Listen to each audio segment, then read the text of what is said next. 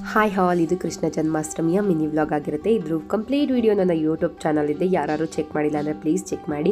ಇವತ್ತು ನಮ್ಮ ಬೆಳ್ಳಿನ ಕೃಷ್ಣನಾಗಿ ರೆಡಿ ಮಾಡೋಣ ಅಂತ ಅಂದ್ಕೊಂಡಿದ್ದೆ. ಹಾಗಾಗಿ ಪಟ ಅಂತ ಎಲ್ಲ ಕೆಲಸನ ಮುಗಿಸ್ಕೊತಾ ಇದ್ದೀನಿ.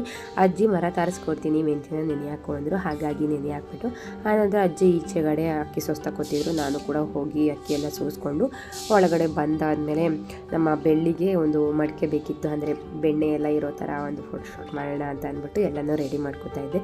ಓಸಲಿನೇ ಯೂಸ್ ಮಾಡಿರೋಂಥ ಕೊಳಲುಗಳೆಲ್ಲ ಇತ್ತು, ಅದನ್ನ ಎತ್ತಿಟ್ಕೊಂಡು ಆನಂತರ ಸಂಜೆ ಆದಮೇಲೆ ಅಕ್ಕವ್ರ ಮನೆ ಹತ್ರಕ್ಕೆ ಹೋಗಿದ್ವಿ. ಅಕ್ಕ ಮಾಡಿರೋ ಪಾಯಸನ ಕುಡ್ಕೊಂಡು ನಮ್ಮ ಅಕ್ಕ ಇನ್ನೂ ಬಂದಿರಲಿಲ್ಲ. ನಮ್ಮ ಪೂರಿಗೆ ಬಾಯ್ ಮಾಡಿ ಆನಂತರ ಅಲ್ಲಿಂದ ಬಂದ್ವಿ. ಅಲ್ಲಿಂದ ಬಂದಮೇಲೆ ನಾನು ನಮ್ಮ ಬೆಣ್ಣಿನ ರೆಡಿ ಮಾಡಿದ್ದೀನಿ. ಯಾವ ಥರ ಕಾಣಿಸ್ತಾ ಇದ್ದಾನೆ ಅಂತ ಪ್ಲೀಸ್ ಕಮೆಂಟ್ ಮಾಡಿ ತಿಳಿಸಿ, ಹಾಗೆ ಲೈಕ್ ಮಾಡಿ ಅಂತ ಕೇಳ್ಕೊತೀನಿ.